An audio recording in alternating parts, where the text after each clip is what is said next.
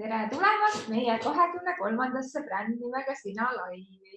Meil on täna üks hästi tore külaline, aga enne kui me teda tutvustame, siis kui me ei ole sinuga kohtunud, siis räägime, kes meie oleme. Mina olen Evelin ja siin on Alesia. Tere ka minu poolt, rõõm teid näha ja meil on järjekordselt väga põnev vestlus täna tulemas. Mina olen Alesia Saue, olen aastaid tegelenud ettevõtlusega ja viimased aastad aitan erinevatel ettevõtetel saavutada nende eesmärki läbi sotsiaalmeedia ja just tegutsedes sotsiaalmeedias tegelikult saame me aru, et inimesed ostavad alati nii tooteid kui ka teenuseid inimeste, mitte ettevõtete käest ja siit tuleb mängu persooni branding, mis on hästi oluline just selleks, et olla autentsed meie ja kõnetada meie õigeid ideaalseid kliente.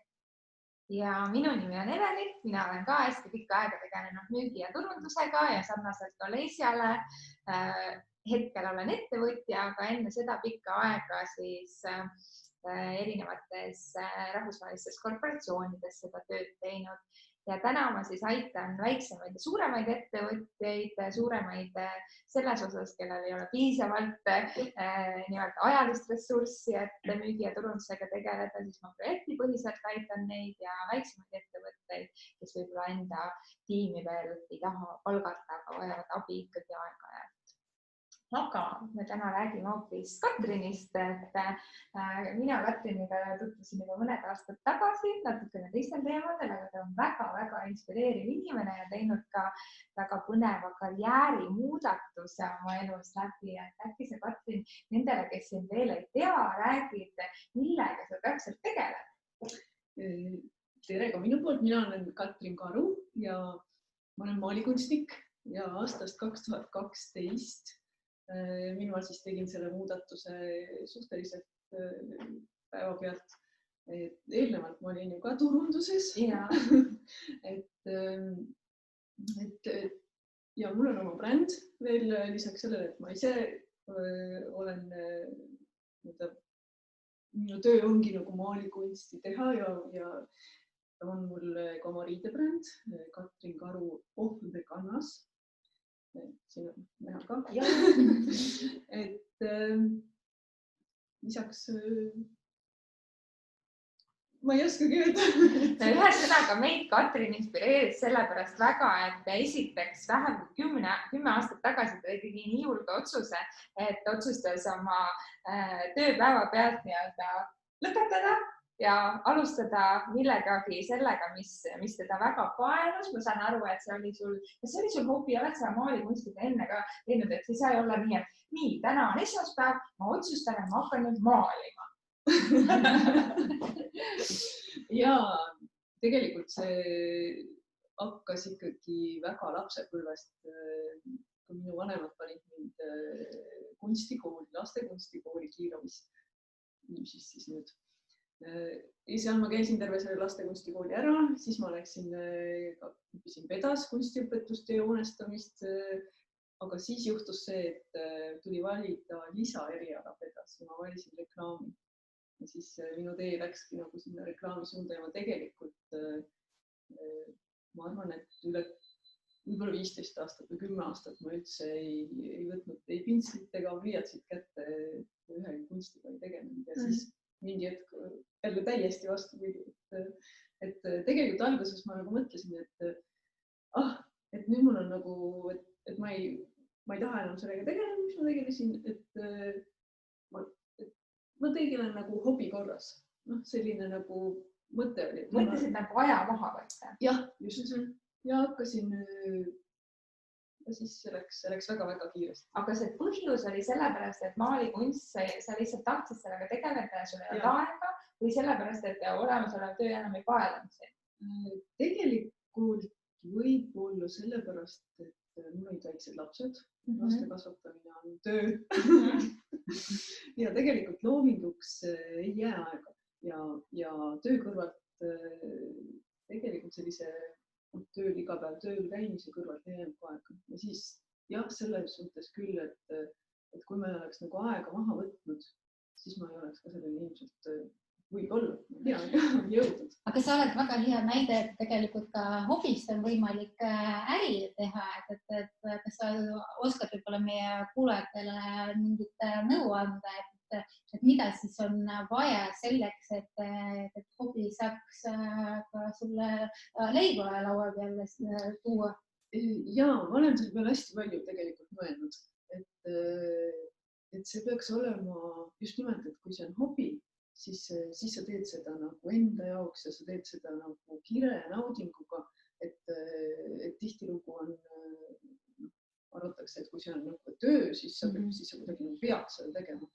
Aga mina olen ikka seda meelt, et kui sa nagu tööd ka teed sellise sundusega või ütleme, et sa nagu väga ei taha seda teha, ei lähe kogu aeg rõõmuga, siis see paistab välja. Ja lihtsalt ei tule midagi välja. Meil tegelikult oli ju mõni nädal tagasi või nii kuu isegi tagasi, nii palju neid laive olnud, rääkisime sellest flow teemast. Ja see on samamoodi, et sa ei saa sinna flow'sse tegelikult minna ja väga produktiivne olla, sellepärast, et vastasel juhul ongi see, et sa teed seda nagu sunniviisiliselt ja siis saavutagi seda seisu. Ja just nimelt see flow, et ma kirjeldaksin nagu ka täpselt enda seda seisu kogu aeg.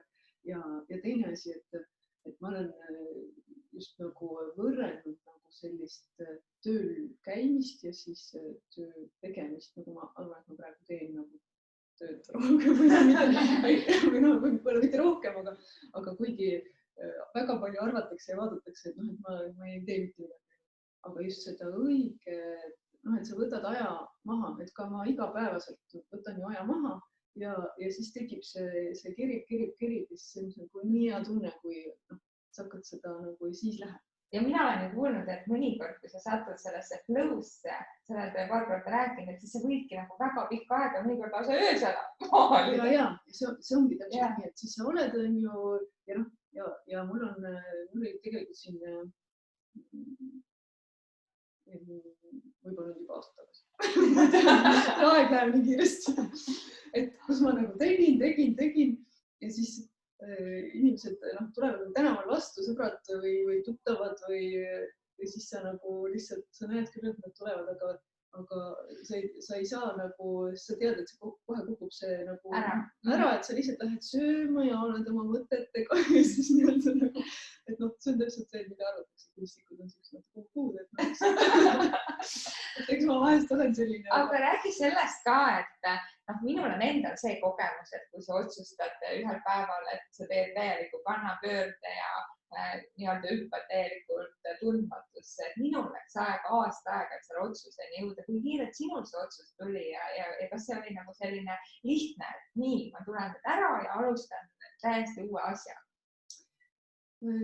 Eks see natuke keris küll juba eelnevalt andis selliseid märke, et võib-olla see valdkond enam nagu niimoodi ei paelunud. Ja siis üks hetk, jah, see nagu see töösuhe sai otsa ja siis ma lihtsalt otsustasin, et kuigi tööturult nii-öelda oli pakkumisi, tule siia, mul oli nagu kogemus ja olemas. Aga ma mõtlesin, et ei, ma lihtsalt ei taha. Et natukene, oota, et see ei ole ikka päris see, et eks ta nagu hetkeks raske oli ja tuli nagu natukene mõelda, et kuidas toime tulla, aga see tasus ära. Aga mul on selline küsimus, et väga tihti inimesed, kes tegelevadki sellise loova tööga, nad ei taha või ei oska ennast müüa. Et kuidas sul selle poolega on, et kindlasti sul eelnev kogemus turunduses on kasuks tulnud, aga sa oled ka nagu ise persoonina nagu väga seotud oma kõikide tegevustega. Räägi natuke sellest. Ja selle nii-öelda müümisega või turundamisega, et sellega on kindlasti, ma nagu arvan, kõikide asjade puhul peaks olema hästi aus. Et kui sa nagu valetad või räägid liiga palju või räägid midagi liiga suureks või liiga maha, siis see tuleb nagu välja. Et tihtilugu öeldakse, et kes oma saba ikka kergitab, kui ei see. Et see ei ole, see on kuidagi natuke alustav või et eestlane või peaks olema ka hästi-hästi vaoshoitud ja tagasihoidlik aga kuhugi maani ikkagi võiks ju näidata, mis sa teed ja võib-olla mitte sellise, et mina, et seda oskust või seda soovi teistele nagu näidata, et mis sa teed ja eks nad siis ise otsustavad, kas neile meeldib või tahavad edasi näha või ei taha, aga et kuna tegelikult on ju praegu nii palju, kogu aeg tuleb infot, et siis sa lihtsalt, ma arvan, et peaks olema nagu ikka sa peaksid olema ise natuke selline avatud ka, keegi või tule su juurde, kui sa oled väga kindel. Ja mina olen muidugi, kuna minul ei ole ei firmat, ma olengi nii-öelda see üksus on ju, siis ja loomeinimene ongi aus, see kõik, mis sinu loomik tuleb, et see on nagu, see ongi see, et tegelikult ma arvan jah, et see ausus ja selline, aga just, et sa nagu näitid ja võib-olla oled siis enda üle natuke rõõmus ka, et siis teised ju on ka, et kui sa ise rõõmustad. Katrinil on tegelikult hästi palju põnevaid projekte, et kes nii hästi tema tegemistega kursis ei ole, siis ma mõne projekti kohta ma võin mainida, mis nagu mind väga on nii-öelda, mis on lausa nagu vaimustunud ma olen olnud, et üks asi, mis mulle väga meeldib Katrini puhul ja mis ma arvan, et aitab sul väga palju ka seda brändingut teha, aga mis tuleb kuidagi sul ka hästi-hästi loomulikult, ongi see, et kui palju teie teate selliseid kunstnikke, kes tegelikult oma kunsti on suutnud ka siis nii-öelda ellu panna, et selles mõttes, et ta ongi oma riiete ja kõikide nende erinevate tekstiilidega suutnud kogu selle inspiratsiooni, mis sa oled lõuendile pannud, tegelikult ka ellu äratanud, et inimesed kannavad neid ka riietena.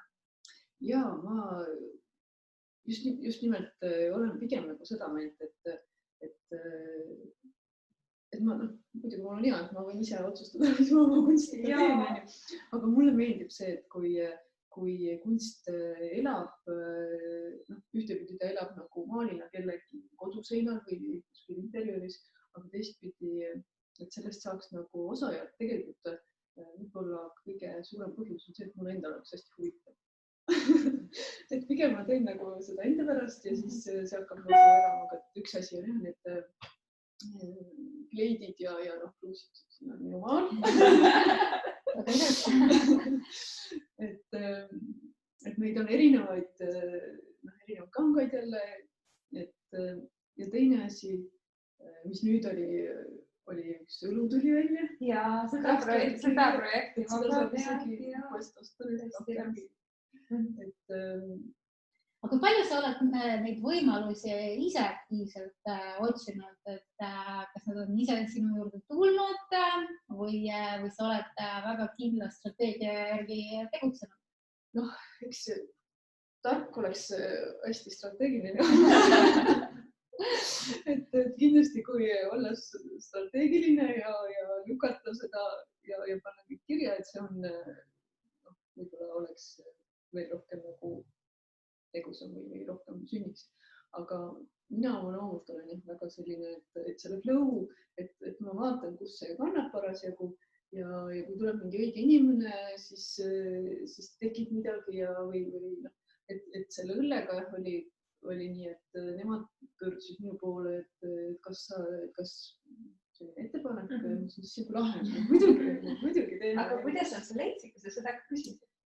Eks nad leidsid kuskilt, ma tegelikult, eks ma tean neid seoseid kuidagi inimesed teavad, aga et eks neil oli selline kunsti üle nagu selline bränd juba mõeldud, et siis et see seos tuli sealt. Jah, sest üks asi on see, et võib-olla sa ei tegele nii-öelda oma arust väga strateegiliselt persoonibrändinguga, aga nii nagu me oma laivides ka näeme, et alati on neid inimesi, kellel see tuleb nii-öelda loomupäraselt paremini välja, eks ole, et kui sul on sellised loomuomadused, et sa ei peagi seda võib-olla nii planeerima, vaid sa ise nagu oled selline võib-olla avatud, on ju, võimalustele avatud, on ju, uuendustele avatud ja mis sinu puhul, ma arvan, võib-olla ka töötab, mida ma arvan, et väga paljud, kes tegelevad persoonibrändinguga, peaksid rohkem ära kasutama, on ka see võrgustik, et ma arvan, et sul on ka päris lai võrgustik, vaata, et nagu inimesed nagu jõuavad sinuni, eks ole.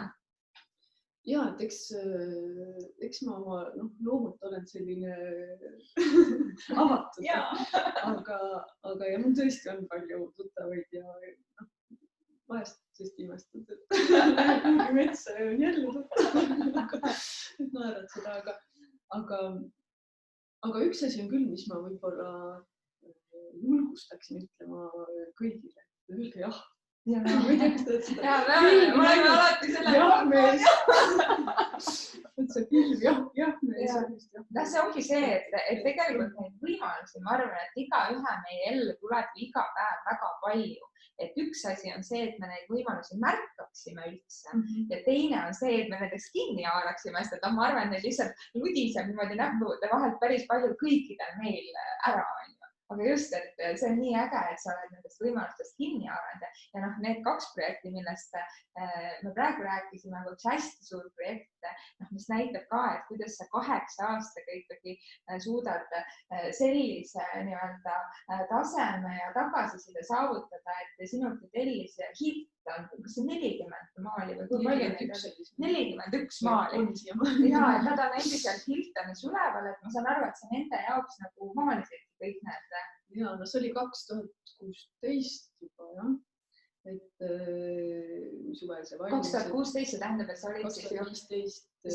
siis ju alles mõned aastad tegutsenud maalikunstnikuna. 3-4. Ja, et mis näitabki seda, et kõik on tegelikult võimalik. Ja Hilton samamoodi pöördus minu poole ise. Et mis on, aga ma tegelikult ei teagi, kuidas need kanalid nagu jõuavad, et eks ma postitan ikka Instagrami ja Facebook ja sellised sotsiaalmeid. Me oleme tegelikult ju kogu aeg rääkinud sellest, et persooni brändinguga me tegeleme tegelikult alateadlikult kogu aeg ja siis, kui me tegelikult olemegi väga vaimustunud sellest, mida me teeme, siis see tuleb meil hästi loomulikult välja, et mis nagu põhiprobleem on tihti see, et sellises 8-5 rutiinis me tegelikult ei mõtle selle peale, et mis asjad mis tegelikult meeldivad, et millega ma päriselt tahaks tegeleda. Ja kui me mõtleme müügi ja turunduse peale, et mis see siis tegelikult on, et tegelikult see on ju entusiasm, mille sa annad edasi nagu kliendile, et kõik mis asja sa siis tegelikult müüd, nagu, et kui sa seda hästi teed, siis see on ikkagi see entusiasm ja energia ja kui sa seda loomulikult teed ja sa teedki seda, mis sulle meeldib, et siis see tulebki iseenesest natukene, loomulikult hea seda ka natukene veel suunata. Ja müügi koha pealt ma olen nagu alati mõelnud, et ei pea müüma. Et tegelikult minu arust on nagu hea see, et inimene peab ise tunnetama, et kas ta tahab või ta ei taha või et julgeks alati öelda, et võib-olla see maal ei ole see on, aga et siis vaatad edasi ja tekib hoopis mingisugune, siis lõpuks saad nagu aru, et või leiad mingisuguse maalikulmast, hoopis see on. See Katrin tegelikult, millest sa räägib, on see meie nii-öelda nuppmudel, mida me alati koolitustel ka räägime. Sul on selge meie nuppmudel. Mis tähendabki seda, et esialgu ongi see, et sa oled loomulikult nii-öelda autentne ja see, kes sa oled, on ju, teed asju kirega, aga et sa oled nähtav, on ju, et sa pead olema nähtav, et kui sa teed seda täiesti, sa teed küll kirega, aga sa nagu terve maailma lõikad ära ja oled oma nurgas, pimedas nurgas, et keegi seda kunagi ei näe, et siis on väga raske jõuda. Aga kui sa, mitte, et sa teeksid sellist nii-öelda agressiivset müüki, aga kui sa oled nähtav, on ju, sest sotsiaalmeedias me oleme ka nii palju rääkinud, et ei ole nagu väga edukas teha alguses seda, et sa hakkadki, et minu maal 10 000 eurot osta. See ei ole Aga kui palju sa räägid inimestele, kes võib-olla siin Facebookis ja Instagramis jälgivad sellest telgitagusest maailmast, kuidas üks või teine maal sünnib näiteks ja kas inimesed sinu hinnangul tunnevad selle vastu huvi ja kas aitab sulle siis neid maalased lõpuks 10 000-ga müüa? Ja, tuntakse huvi küll ja väga palju tuntakse huvi ja tegelikult ma pean alati nagu natuke kurvastama neid, et õudselt põnev, kui ühel maalil nagu väga pikk ja selge lugu on ju, aga tihti on lihtsalt need lood või need tulevad on ju ja siis vaatad, et tuli on ju, siuke maal tuli, aga mis lugu? Aga see ongi siis sinu sisemaailma emotsioon, eks ole, mida sa tahad väljendada? Et ma nagu väga maalin niimoodi, et mitte tehniliselt on ju nagu korrektselt midagi, vaid see, mis ühe korraga tuleb on ju ja siis ta kerib on ju, võib-olla tuleb see võib-olla mitu nädalat ja ühte sama, aga võib-olla tuleb 2 päeva midagi. Aga jah, ja see eelnev on kuskilt siis nagu tulnud on ju, ega ma ju väga täpselt ei tea, et võib-olla siin, et lähen pärast maalima on ju, siis küsitakse, et kus see tuli või siis ma pean mõtlema, et võib-olla on see tükike Evelini. Et vahest on muidugi mingisugune konkreetne käib näiteks loodusmaalita, käib kuskil väga kihvt talveilm ja siis tuleb. Eks see ongi see, et millega sa ennast täidad või mis sulle seda inspiratsiooni annab, on ju, inimesed või loodus või millal miski. Aga kui nüüd veel seda vastust, et kas inimestele meeldib see telgitagune, siis väga meeldib ja väga paljud niisama tahavad tulla lihtsalt mulle ateljeesse nagu vaadata seda õudust, mis seal tegelikult ju minu arust on nagu koristamata tuba on ju, et nagu pilstid on kuskil nurgas ja värmine põrand ja seda. Et eks see on ka selline emotsioon, et see ei ole lihtsalt nagu tulnud, vaid tegelikult on seal ikkagi töö taga.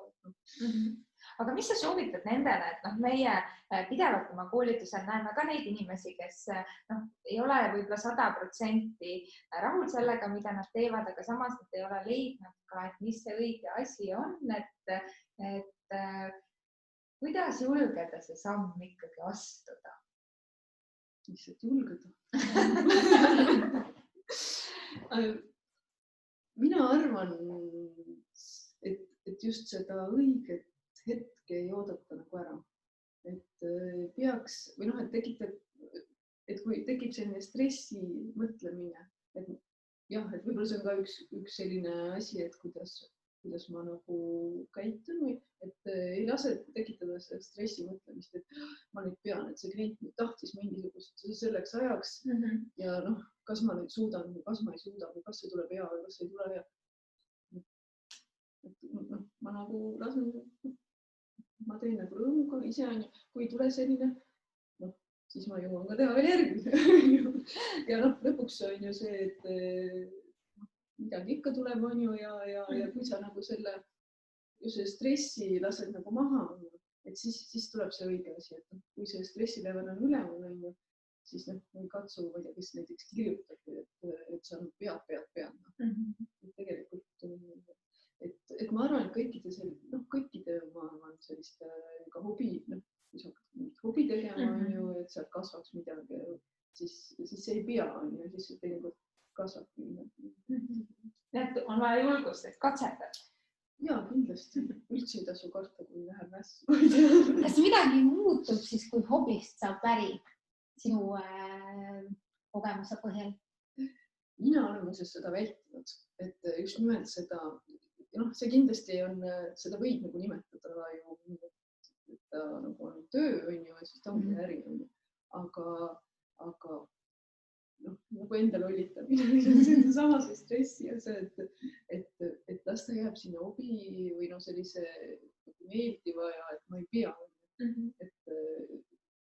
Et ma arvan, et seda, kui see nagu väga selliseks äriks muutub, siis see ongi see agressiivsus tuleb sinna ja mingi, et muidugi tuleb jälgida numbreid ja vaadata, et ellu jääda. No täpselt on ju, aga kui me räägime puhtalt hobist on ju, et siis tõenäoliselt ikkagi kui see on hoopis natukene rohkem, kui pilt on sul nii suure tellimuse teeb või tegelikult sa oled käinud ka näiteks, sul on näitusi olnud vist Eestist väljas ju ka. Ja, ma nüüd olin koroona ajal Abu Dhabis ja ka näitus seal küll 4 maali tõesti pandi üles lõpuks, aga lihtsalt selle tõttu, et see aeg oli selline, et ei saa midagi teha. Et siis oli ju siin terve juulikuu oli näitus.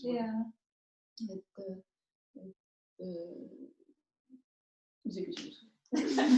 Ja, ma küsin hoopis teise küsimuse. Ma küsin sul seda, et sul on hästi pikaajaline see turundustaust, et kas sa nagu ise natukene oled, sa oled lihtsalt nagu olnud flow's ja teinud ja siis on asjad tulnud või sa oled natukene mõelnud ka, et äkki natukene peaks mõne intervjuu andma või võib-olla peaks mingisuguses kanalis midagi tegema või see on sul täiesti nagu tagaplaanil 100%? Kindlasti ei ole. Et muidugi see, et ma olin selles turunduses nii kaua nagu sees, et see on nii-öelda minu loomulik juba käitumine. Aga tegelikult on ikkagi see, et sa pead nagu vaikselt lükkama ja mis mina nagu olen mõelnud, et ma ei jõua kõike ise ära teha. Et tegelikult peaks andma näiteks, et see toob võib-olla nagu ikkagi rohkem sulle tagasi, et pigem, et sa ei anna oma aega ära, aga lihtsalt sa natukene annad midagi muud ära ja lõpuks see tuleb sulle tagasi. Et ma olen nagu selle peale nagu väga mõelnud.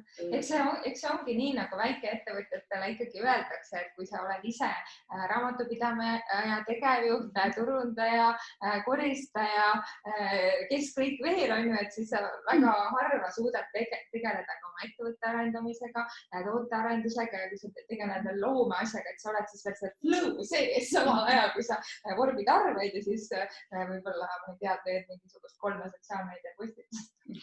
Mul tekkis selline mõte, et sa mainisid seda, et sa kasutad tegelikult sotsiaalmeediat suhteliselt aktiivselt Facebooki kui Instagrami. Ja kuidas sa näed, et kui sotsiaalmeedia oleks olnud näiteks mõnikümmend või 100 aastat tagasi, kui tegutsesid sellist nagu klassikalised tänapäeval väga tuntud kunstnikud, kas oleks nagu muutnud ka midagi, et kas sotsiaalmeedia ikkagi nagu annab tänapäeva kunstnikule eeliseid, et ollagi nähtav ja olla populaarne juba sellel ajal, millal ta elab? Ja, seda ei tasu siiligi seda, et sul tegelikult on ühest küljest on sul hästi palju võimalusi praegu rohkem ennast nagu ja mitte nagu midagi tegema. Aga teisest küljest on muidugi kõigil see võimalus, et selles mõttes on jälle see võib minna jälle kaduma, et sa ei suuda nagu nii palju tuleb infot peale, et sa võib-olla korra võtad telefoni päevas või 2 korda ja natuke keridega, aga sealt jõuab sulle tegelikult ju hästi väike osa. Et eks see sotsiaalne külg oli vist vanasti lihtsalt olid nagu suhted. Praegu networking. Selle ajal teed seda.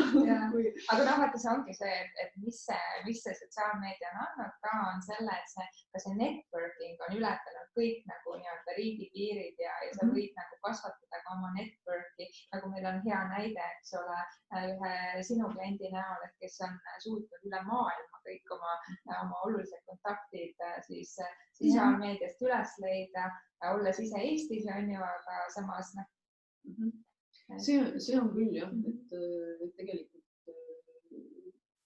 see Eesti piires ei peaks. Piirid on kadunud. Ja tegelikult ma arvan hästi oluline see, et inimesed ka erinevatest valdkondadest saavad aru, et mida see sotsiaalmeedia annab, et meil tihti tegelikult kuuleme seda, et sotsiaalmeedia lihtsalt nagu Facebookis, ma ei taha seal olla, ma ei taha midagi näidata, aga samas see tegelikult annab meile tohutut võimalus, et ollagi nähtavad ja tegelikult ka müüa ilma selleta, et jääks müüma.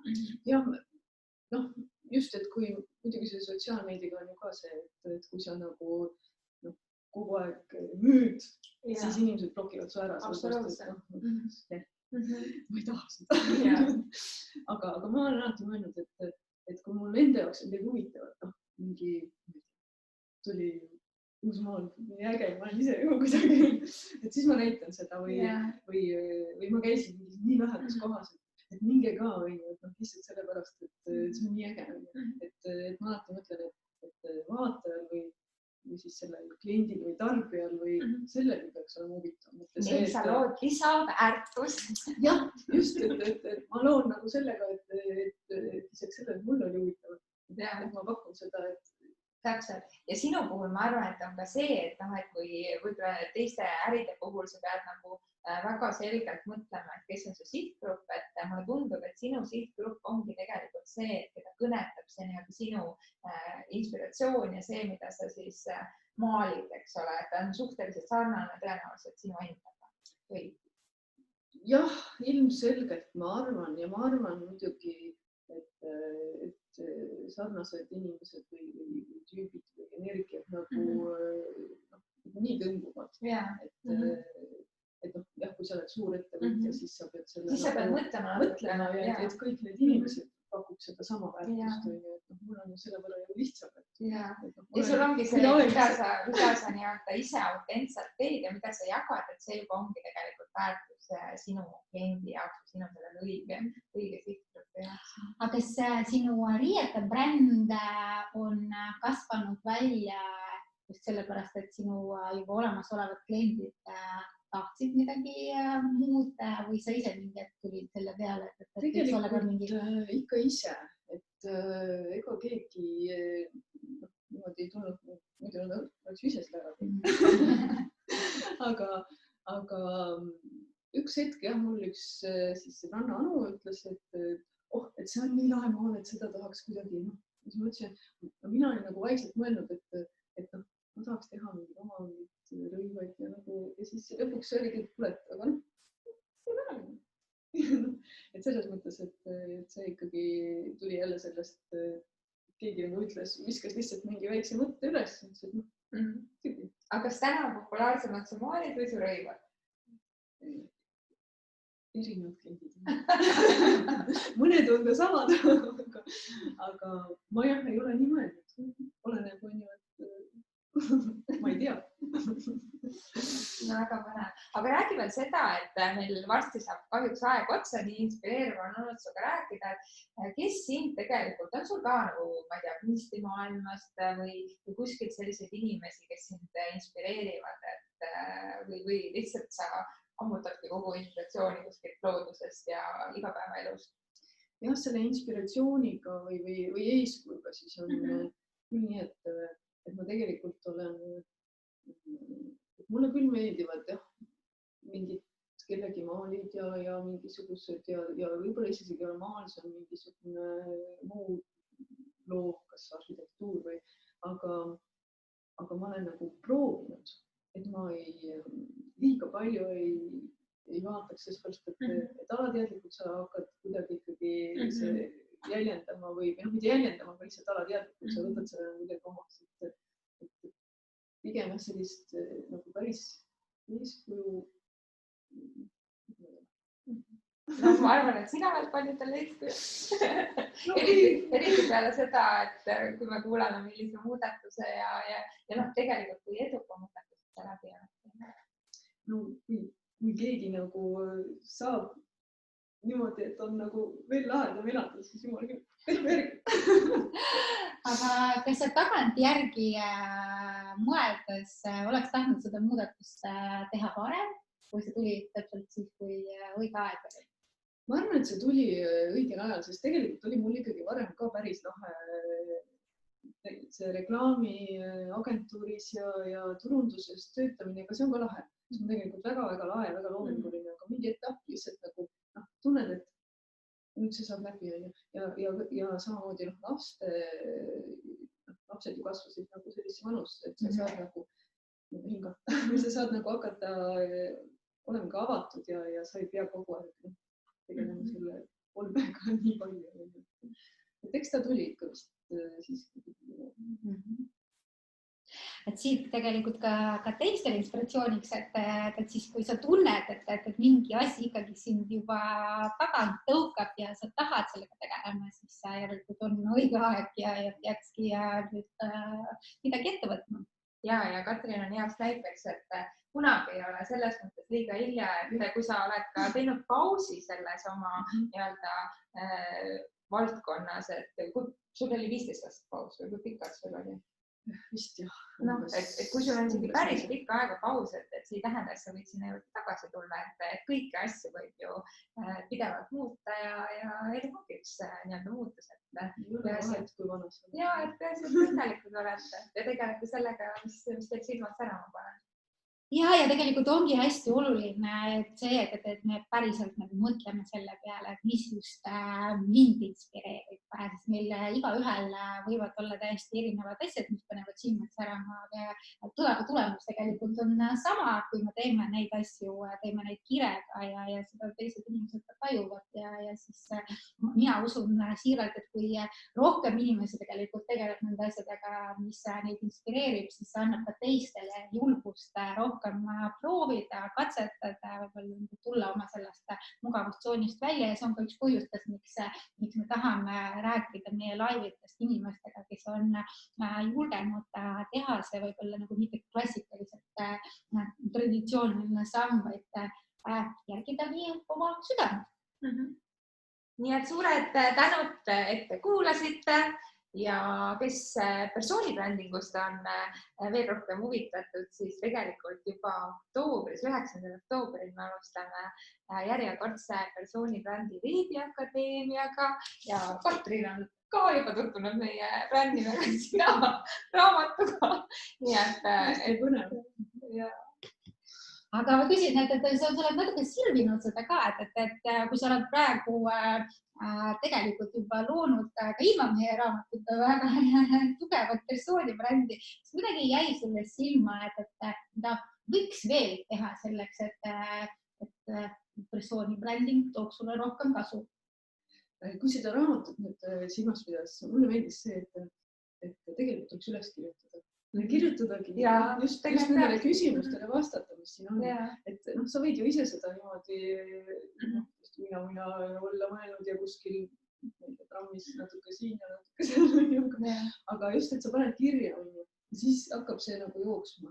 Et ma arvan, selles mõttes see raamat on väga...